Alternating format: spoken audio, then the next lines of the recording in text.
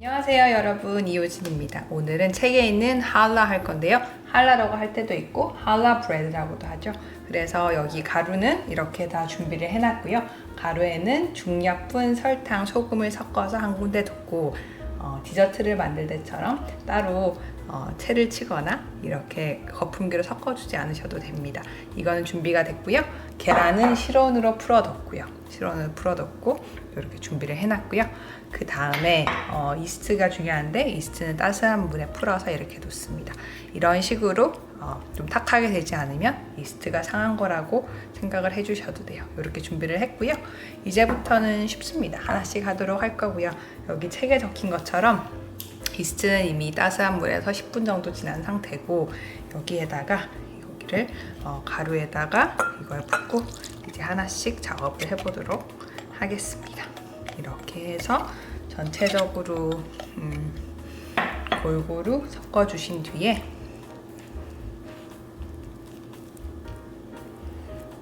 그 다음에 계란과 기름을 넣을 건데요. 보통 반죽에 버터가 안 들어간다는 것만으로도 심적 위안이 있죠. 이렇게 해서 대략 섞였다고 생각이 되면 뒤쪽에 달걀을 넣고, 달걀은 중요한 게 이따가 덧칠이 중요한 빵이기 때문에 덧칠을 할 정도는 남겨두고 부어주시면 됩니다. 대부분 보통 덧칠 같은 거 할 때 1스푼 정도라고 하거든요. 그래서 이 정도로 남겨두시고 아예 랩으로 덮어두시는 게 좋아요. 이렇게 두시고 전체적으로 다 섞였다 싶으면 이제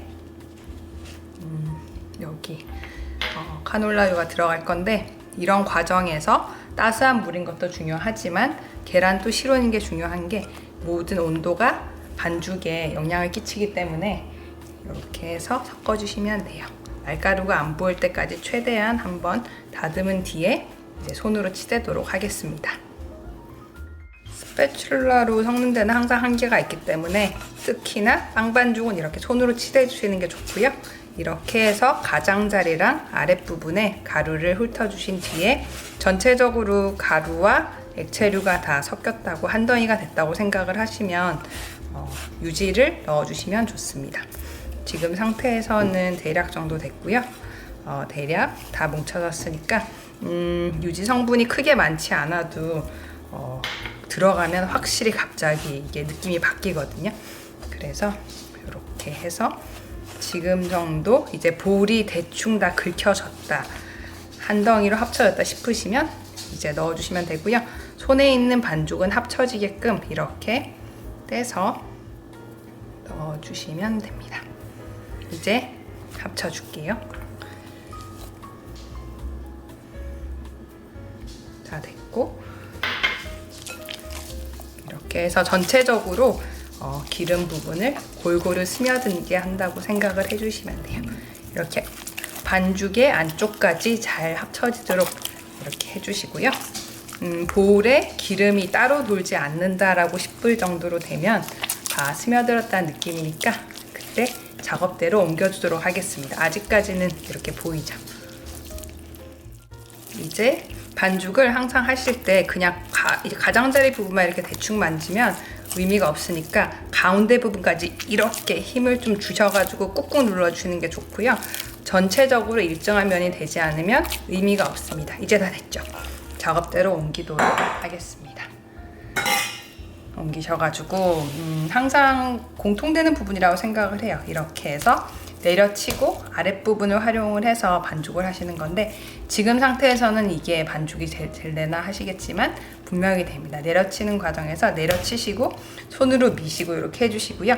유지 성분이 있어서 평상시에 저희가 하는 반죽보다는 조금 기름지다라고 생각할 수 있으시지만 20분 동안 이렇게 하는 과정에서 충분히 극복이 될 거라고 믿습니다.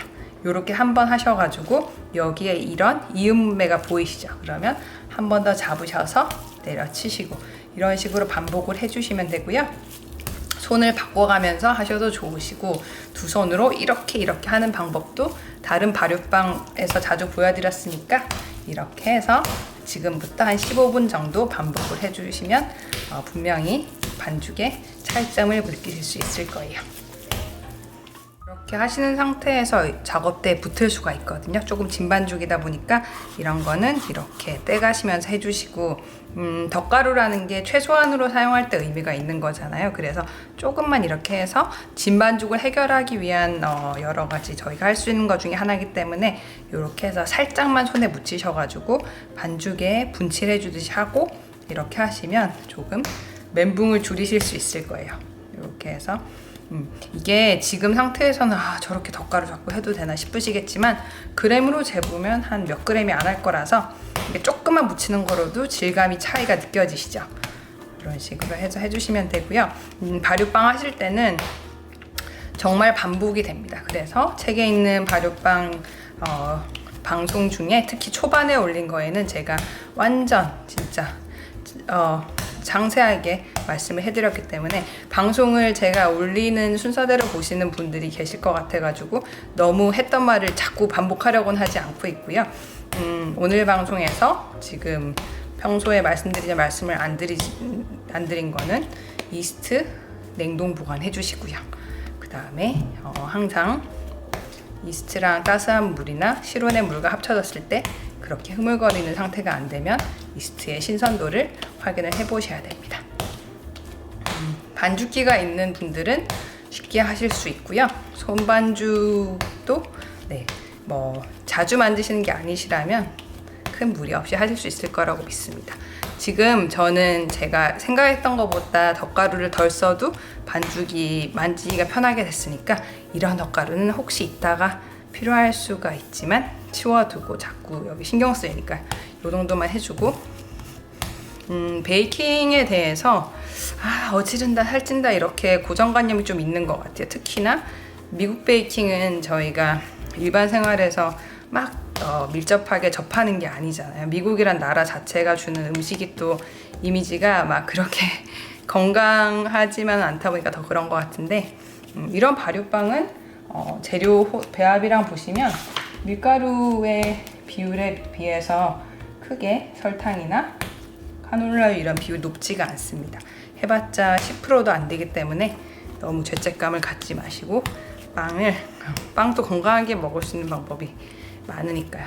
제가 반죽을 하면서 말씀을 드리다 보니까 자꾸 숨이 가빠지는데, 이런 식으로 해서 반죽을 이제 표면 전체가 매끄러워지는 앞으로 한 10분 정도 더 해서 마무리하도록 하겠습니다. 마무리하면 볼에 둥글려서 1시간 동안 발효하는 동안 또 쉬는 시간이 나니까 그렇게 해주시고, 너무 했던 부분만 하지 마시고 이렇게 해서 안쪽까지 되는지 한번 이렇게 확인 또 해주시는 것도 중요해요. 이게 전체적으로 일정해야 되니까 이렇게 해서 이렇게 확인해 주시고 다시 접어서 이렇게 매끈하게 하도록 하겠습니다. 이제 시간이 지나면서 점점 매끄럽고 일정해지고 있고요. 다른 비디오에서도 말씀을 드렸지만 보통 이렇게 빛이 보일 정도로, 빛이 비칠 정도로 그런 반죽의 정도는 집에서 하는 이런 손반죽으로는 무리가 있습니다. 정말 기계로 하는 상업적 시설이 아닌 경우에는 한계가 있고요. 저희가 지향하는 바는 전체적으로 일정해지고 어디 날가루나 이런 게 뭉쳤다고 생각이 안 드는 이 정도 느낌이 되면 되고, 이 반죽 자체가 아마 이번 발효빵 중에서 계란이 이렇게 2개나 들어가는 게 많지가 않거든요. 그래서 반죽 만지실 때 조금 더 찐득찐득거리고 색깔이 노랗다, 조금 질감 차이를 느끼실 수 있을 거예요. 그래서 액체로 우유가 들어가든지 물이 들어가든지 여러 가지 상황에 따라서 바뀔 수가 있으니까 볼에 둥글려서 넣는다 이렇게 얘기가 적혀 있을 때는 둥글리는 거는 항상 여기 손날로 하죠. 요렇게 하는 이유는 이렇게 해야 전체적으로 매끄러워진 상태에서 발효가 진행되니까, 발효는 빵 만들면서 가장 중요한 과정 중에 하나이고, 이렇게 해서 여기 넣으시면 되고, 어떤 분에 따라서 여기 이제 반죽 들어붙이지 말라고 기름칠을 하는 분도 계시고 하지만 이게 이렇게 해서 일정하게 랩으로 덮어주시면 되고요.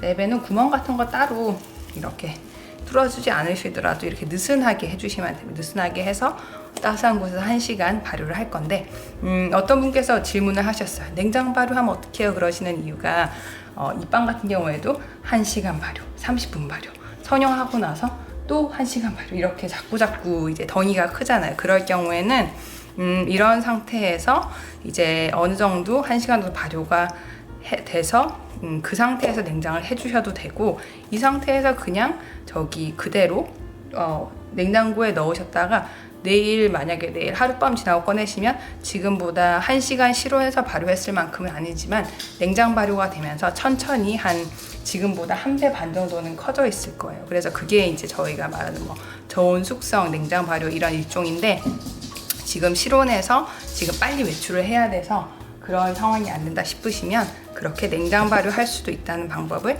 말씀드리고 싶었습니다. 그렇게 됐을 때는 냉장을 해서 반죽이 단단해져 있을 수밖에 없기 때문에 그냥 실온으로 반죽을 하셔가지고 반죽 상태가 실온과 비슷해졌을 때 그때부터 다시 체계에 있는 상태로 진행을 해주시면 되기 때문에 반죽이 차가운 상태에서 뭘 진행하는 경우는 거의 없을 거예요. 지금 빵 발효를 해보신 분들은 아시겠지만 발효된 빵 반죽은 전체적으로 따스하거든요. 그래서 이스트의 힘이란 게 그런 거기 때문에 너무 막 한 번에 4-5시간을 무조건 투자를 해야 빵을 만든다 이런 관념보다는 그렇게 냉장고에 넣었다가 뺐다가 실온으로 돌아왔을 때 다시 원래 과정을 진행하고 이런 경우도 있다는 거를 말씀을 드리고 싶었습니다. 저는 오늘 시간 여유가 있으니까 이대로 느슨하게 해서 따스한 곳에서 냉장 발효가 아닌 실온 발효를 할게요. 그리고 실온 발효 하실 때도 집이 너무 추우시면 오븐 안에 오븐 불이 있는 오븐이 있고 없는 오븐이 있을 텐데, 오븐 불이 있으면 거기서 열이 나오죠. 불만 나오는 게 아니라 열이 불빛만 나오는 게 아니라 열이 나오니까 그렇게 해서 불만 켜놓고 그러면 안에가 한 38도 40도 정도 되거든요. 굉장히 이상적인 방법입니다. 그래서 오늘 발효를 할 거고, 혹시 따스한 오븐 탑 위에 스토브 위에 이런 데 사실 때는 너무 바닥만 뜨거워지지 않게 청 같은 거 깔아 두시고 이렇게 볼을 얻는 거를 잊지 말아 주세요. 아까 설명해서 말씀드리는 게 오븐 안에 불이라는 게 저런 거거든요. 저런 게 있는 오븐도 있고 없는 오븐도 있으실 거예요. 이렇게 있으면 이 부분만 하면 한쪽 부분만 이렇게 열이 올 수가 있으니까 한 번씩 만약에 1시간 발효라면 이렇게 돌려주시고요. 이런 불이 없으시다고 걱정할 필요가 없으신 게, 저런 불이 있으면 오븐 안에 온도가 이제 그래도 저기서 열이 조금 나오니까 조금 더 빨리 발효가 된다는 그건 있긴 하지만 다른 비디오에서 그렇고 항상 발효하는 거 체크를 말씀드렸거든요. 이렇게 손가락에 강력분으로 묻히셔가지고 구멍 뚫어보고 구멍이 점점 없어지면 15분 더 발효해 주시고, 그래도 안 되면 또 15분 정도 추가해 주고, 대부분 15분을 2번 반복하면 되기 때문에 이렇게 빛이 있고 조금 따스하게 유지가 되는 상태에서는 제가 책에 1시간이라고 적어놨으면 한 45분 정도로 되고, 아니면 정말 실온, 보통 실온은 25도라고 하죠. 그럴 때는 1시간 해주시면 되고, 그래서 오븐 불을 보여드리고 싶어서 이렇게 오븐 내부를 찍어 보았습니다. 불이 없다고 걱정하실 필요는 전혀 없으세요. 1시간이 지났고요. 매번 발효 확인하는 방법이 비슷한데 이렇게 해서 젓가루를 지금 조금 이 따스함이 여기 위에서도 느껴지는 것 같아요. 반죽을 만지기 전에도. 그래서 이렇게 젓가루 확인해 주시고 이렇게 살짝 묻혀서, 이렇게 해야 들어붙지 않으니까 반죽 가운데를 눌러보시고 이게 그대로 있죠. 그대로 이렇게 있으면 발효가 다 된 겁니다. 그러면 오늘은 마침 옆에 여기에 있으니까 이걸로 꺼내보도록 하고요. 평상시에 이런 툴이 없으셔도 그냥 꺼내주셔도 큰 문제가 없습니다. 오늘은 이렇게 해서 휴지를 한 뒤에 30분을 더 있다가 구울 청양에 들어갈 건데, 이런 식으로 휴지 과정이 어떨 때는 5분일 때도 있고 30분일 때도 있고, 30분이 넘는 경우는 별로 없는 것 같아요. 지금 상태에서 반죽이 갓 발효가 된 상태인데 결을 정돈해서 성형을 하는 준비를 해주신다고 생각을 하시면 되니까, 지금 상태에서 어떻게 하면 정돈을 할 수 있을까요?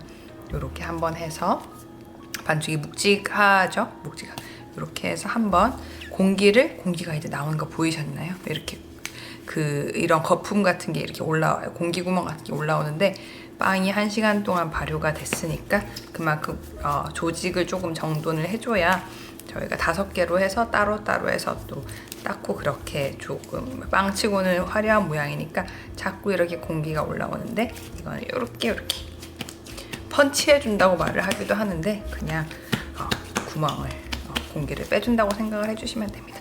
이렇게 해서 둥글려서 원래 있던 볼에 그대로 넣어가지고 똑같은 장소에 넣어서 30분 정도 더 발효를 하게. 그렇게 큰 반죽이 이렇게 조직을 닫으면 또 작아지는 게 신기하시죠? 네, 이렇게 해서 이 상태 그대로 같은 볼에 넣고 30분 뒤에 성형을 하겠습니다. 느슨하게 덮어주시면 돼요. 30분 동안 휴지를 식히는 동안 제가 성형에 대해서 말씀을 드릴게요. 특히나 성형이 더 중요한 빵인데 책에 이렇게 반죽 번호를 붙여서 해놨지만 혹시 헷갈리실 분들을 위해서 이렇게 반죽을 보면 다 똑같잖아요. 이렇게 색깔도 똑같고 모양도 똑같다 보니까 헷갈리실 수가 있습니다. 여기 설명은 세세하게 적어놓고 번호는 붙여놨는데 혹시 힘드실 분들을 위해서 보통 플레이도나 그런 지점토 같은 거 있잖아요. 그걸 연습을 하시면 좋거든요.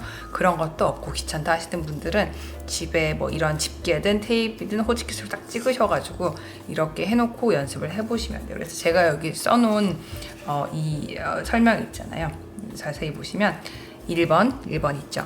1번을 2번 위에 올린 다음 그 위에 3번을 올리고 그 다음에 4번을 1번 아래에 넣고 여기 3번이죠. 3번 위에 얹은 뒤 2번 반죽을 4번 위에 얹고 3번 밑에 넣어요. 그 다음에 5가 이렇게 남아있으니까 5번을 1번 위에 얹고 2번 밑에 넣은 뒤 3번 위에 얹습니다.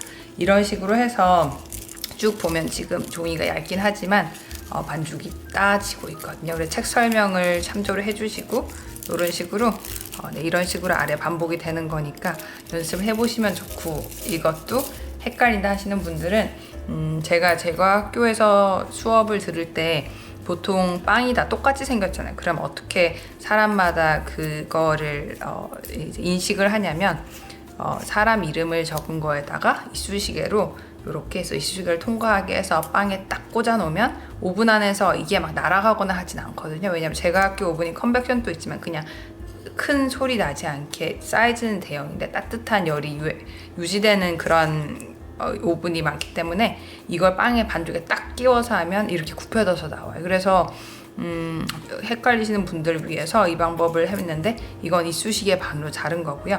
이런 식으로 해서 반죽 아랫부분에 꽂아 놓은 상태로 이걸 모양을 따으면 혼란을 줄이실 수 있습니다. 반죽에 숫자를 쓰거나 이렇게 조금 차별화하기가 힘들다 보니까 이런 방법을 생각을 해놨고요. 이렇게 해서 있다가 반죽 여기 아랫부분에 꽂아가지고 성형을 해보도록 하겠습니다. 이렇게 옆에 준비해서 두시면 돼요. 그냥 숫자 1, 2, 3, 4, 5라고 적어놨고요. 이렇게 해놨습니다. 휴지가 끝난 반죽을 이제 분할을 해서 하려면 그램을 재야 되는데 지금 상태에서는 이 그램 자체를 알 수가 없으니까 이렇게 해서 먼저 한번 0점을 해놓고 전체 줄량이 벌써 공기가 또 많이 나오죠. 이렇게 해서 전체가 몇 그램 정도 됐냐, 596이니까 596을 제가 여기 계산기가 있어가지고 596 나누기 5 한 등분에 119, 그래서 119g씩 등분을 해서 보여드릴 거고, 분할할 때마다 말씀을 드리는데 이 상태에서 119씩 따로 떼시는 것보다는 전체적으로 한 5등분 정도 미리 분할을 해놓고 하시는 게 더 오차를 적게 하실 수 있습니다. 한 등분, 2등분, 3등분, 4등분 이렇게 하면 5등분이 되죠. 그래서 하나당 115를 만들면 되는데 하나하나 분할할 때마다 나머지는 마르지 않도록 한 켠에 두시고 이렇게 해서 119 137이니까 이런 식으로 맞추다 보시면 마지막에는 이렇게 안 재주셔도 되죠. 귀찮아 보이지만 완벽한 모습을 위해서 저희가 피할 수 없는 과정이고 이렇게 4번만 하면 되니까 이렇게 해서 재서 보여드리겠습니다. 이런 거 선형하는 거를 프레첼이나 베이글이나 다 비슷한 것 같아요. 지금 모양이 너무 엉망이니까 일단 이렇게 전체적으로 시차가 생길 수밖에 없잖아요. 첫 번째 반죽과 다섯 번째 반죽 시차가 생길 수밖에 없으니까 이렇게 해서 원으로 다 둥글려 놓고 시작하시면 되고요. 둥글리는 방법에도 여러 가지가 있다고 말씀을 드렸어요. 이런 식으로 해서 두 손으로 이렇게 하시는 게 편하신 분은 이렇게 해주시면 되시고, 이렇게 하시는 분도 있고 손으로 이렇게 하시는 분도 있으니까 어떻게든 일단 선형하기 좋도록 5등분을 이런 식으로 둥글려서 일정하게 만들어 주시면 됩니다. 너무 숫자가 많지 않으니까 5개면 금방 하실 수 있죠. 이렇게 해주시고, 항상 지금 선형하는 반죽은 마를 수가 있기 때문에 젖은 면보나 이런 걸로 한 켠에 덮어두는 거 기억을 해주시고요. 선형이 제일, 이 빵 선형이 재밌다고 생각하실 수도 있지만 또 귀찮아하실 수도 있으니까, 오늘 같은 경우에는 어떻게 보면 제가 이때까지 책에서 설명드렸던 것 중에 난이도가 제일 높은 겁니다. 그래서 길게 만들어야 뭘 시작을 하니까 이렇게 이 부분보다는 여기가 이음새가 있어서 못생겼죠. 그러면 납작하게 해서 여기 아랫부분 이렇게 해주시고, 손 이 부분을 활용을 하셔가지고 해주시고, 이렇게 하신 뒤에 이제 길게 접어야 되죠. 길게 접을 때도 이렇게 하시는 게 아니라 크로스로 시작을 해서 이런 식으로 한다고 생각을 해주시고, 어느 순간에서는 더 이상 늘어나지 않는다라고 느끼실 때가 있을 거예요. 그럴 때는 그냥 무작정 늘리시는 것보다는 이렇게 하셔서 한 번 더 누르신 뒤에 반으로 접고, 이게 더 승산이 좋습니다. 이렇게 하셔가지고, 저희가 프레첼 만들 때는 또 꼬아야 되니까 그렇게까지 길게 하는 건 아니지만 모양을 확실히 이 따은 모양을 잘 나오게 하려면 이렇게 하시고, 이것도 5개를 다 길게 이렇게 해서 준비를 해보겠습니다. 제가 한 번만 더 보여드릴게요. 이렇게 해서 납작하게 해주시고, 접고 2번을 한 번을 더 이렇게 접고, 그 다음에 길게 하신 뒤에 이렇게 하실 때도 그냥 미는 게 아니라 손으로 좀 힘을 주셔가지고 쭉쭉쭉쭉 늘린다는 느낌으로 그런 식으로 해주시면 돼요. 이렇게 해서 한계가 있을 때는 한 번 더 접어서 이렇게 하도록 하겠습니다. 이렇게 준비를 해놓으면 이제 닦는 것만 하면 되죠. 반죽을 이렇게 했으면 위에를 이렇게 잡으셔가지고 선형할 준비를 할 거고요. 이 윗부분 다듬는 거는 마지막에 할 거니까 일단 하나로 만들어 주시면 되세요. 아까 헷갈리시는 분들을 위해서 여기 그거 하는 거를 말씀드렸죠. 일단 이걸로 이렇게 꽂아주시고, 이건 헷갈릴 때 혹시 베이킹이 아니더라도 그런 거 있잖아요. 뭐 다른 거 여러 가지 공예가 많으니까 그런 거 하셔서 헷갈리지 않으신 분들은 전혀 이런 거 안 해주셔도 되죠. 이렇게 해주시고, 저는 참고로 베이킹 외에는 아무 재주가 없기 때문에 그런 DIY는 재주가 없어서 이렇습니다. 그럼 책에 있는 설명 그대로 보고 꼼꼼하게 해주세요. 1번을 2번 위에 올린 뒤에 그 위에 3번을 올리죠. 3번을 올리고 4번을 1번 아래에 하고, 그 다음에 3번 위에 올린 뒤 이렇게 되면 2번을 4번 위에 얹고, 그 다음에 3번 밑에 넣어. 여기까지 하셨나요? 이렇게 됐고, 한시름 닫고, 그 다음에 5번이 혼자 남아있죠. 5번을 1번 위에 얹고, 그 다음에 2번 밑에 넣은 뒤 3번 위에 얹어요. 이렇게 되면 어느 정도 이게 모양이 잡혔으니까 이 상황에서는 이제 남은 거대로 해주시면 돼요. 이렇게 4번을 이렇게 한 뒤에 3번 말에 넣고, 여기도 그냥 둘 수 없으니까 이제 마지막에 마무리하는 부분은 훨씬 더 쉽게 하실 수 있을 거예요. 이제 이걸 다 빼주고, 자꾸 성형하는데 이제 귀찮으니까 해주시고, 이제 모양을 마지막에 이렇게 야무지게 잡으셔가지고 저희가 이거를 할 거고요. 이렇게 해서 해주시고, 이 상황에서 그냥 놓는 것보다는 어느 정도 이렇게 좀 모양을 잡아주시는 게 좋아요. 그래서 오븐팬에 얹어서 발효를 최종 모양이잖아요. 최종 모양이 중요하니까 이 상황에서도 최대한 서로 일정하도록 모양을 조금 이렇게 잡아주시고 만드는 사람에 따라서 여자 모양, 여자 머리처럼 이렇게 아랫부분으로 작아지는 사람도 있고 또 가운데가 통통한 사람도 있는데 저는 그 중간 정도로 오늘 해보겠습니다. 이렇게 하셔서 끝부분이 풀리지 않는 게 중요한데 끝부분에 이렇게 찝어주시고 살짝 아랫부분을 좀 말아주시는 게 실패를 줄일 수가 있어요. 이런 식으로 해서 저희는 발효를 할 거고 발효할 때 이런 최종 모양이 결정되는 데는 너무 똑같은 팬이 있다면 이렇게 올려주시면 좋아요. 이러면 이렇게 도톰하게 높이가 생기잖아요. 그렇게 해주시면 되고 정 안 될 때는 가벼운 뭐 이런 거 얹긴 하시는데 이런 랩이 또 마지막에 굽기 직전에 들어붙을 수가 있거든요. 그래서 그런 것도 없으실 때는 불을 끈 전자레인지나 큰 박스 같은 거면 표면에 이게 직접적으로 닿지 않으니까 그렇게 해서 발효를 해가지고 이제 마무리를 하도록 하겠습니다. 반죽이 부풀었고요. 발효 마지막으로 확인하시는 방법은 매번 말씀드리지만 가장자리에 이제 별로 잘 보이지 않는 곳에 이렇게 손가락으로 찔러서 눌러진 부분이 그대로 있으면 이제 발효가 된 거니까 마지막에 저희가 여자들 화장하듯이 아까 여기 계란물 남겨둔 거 있죠. 그거를 골고루 할 건데 계란물 칠하실 때도 조심하셔야 되는 게 지금 발효가 된 반죽 자체를 붓으로 꾹꾹꾹꾹 누르지 않는 게 중요하시거든요. 그래서 전체적으로 바르되 절대 원래 모양 자체는 틀리지 않는다 이런 식으로 생각을 해주시고요. 그 다음에 이렇게 하실 때도 오븐 안에서도 부풀기 때문에 이 사이사이의 색깔이 보이는 게 당연해요. 이게 완전히 똑같이 일정한 계란물이 칠해서 나오는 거는 아니기 때문에 그건 맞지만 저희가 계란칠을 해서 커버할 수 있는 최대한 일정하게 하기 위해서 여기 구석구석까지 꼼꼼하게 칠해 주시는 게 중요합니다. 아무리 닦고 이런 걸 잘 하더라도 마지막에 이런 마무리를 잘 안 해주시면 결과물에 영향이 있으니까요. 그 다음에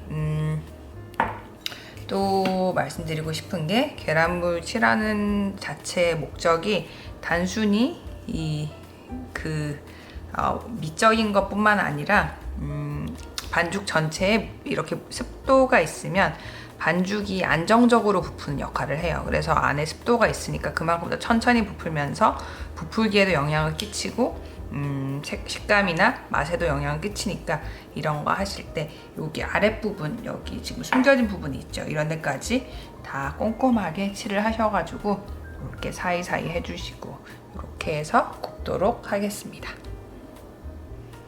네, 완성품이 구워져서 나왔고요. 이런 볼륨이 큰 빵일수록 완전히 식힌 뒤에 잘라서 드시면 좋습니다. 그리고 이 할라 자체의 볼록볼록한 모습 때문에 단면이 다 다르기 때문에 그것도 재미나게 보실 수 있고요. 오늘 조금 생각보다 방송이 길어졌는데 제가 아는 할라에 대한 모든 지식을 전달해 드리려고 노력을 했으니 재밌게 만들어 보셨으면 좋겠고 이제 어느새 거의 발효빵을 다 해가지고 조금 남긴 남았지만 도넛이라 몇 개 남아있어요. 그래서 남은 방송도 재미나게 봐주셨으면 좋겠습니다. That's everything for my challah recipe. I really hope you enjoyed the show. And then see you in the next one. Thanks. Happy baking, everyone. Bye.